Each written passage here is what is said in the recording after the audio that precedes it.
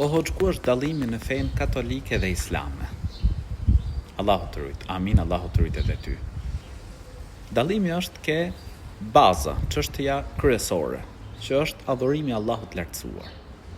Ne si musliman besojmë një Zot të vetëm, Allahun e lartësuar. Kul hu Allahu ahad, thuaj ai Allahu është një i vetëm. Allahu samed, ai është absoluti.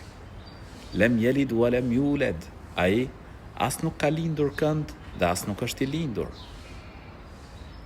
Ne si musliman besojmë dhe adhurojmë vetëm Allahun e lartësuar. I nënshtrohemi vetëm krijuesit të gjithësisë.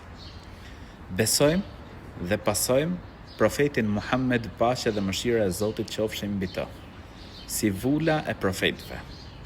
Profet për të cilin ka përgëzuar edhe vetë Jezusi, Isa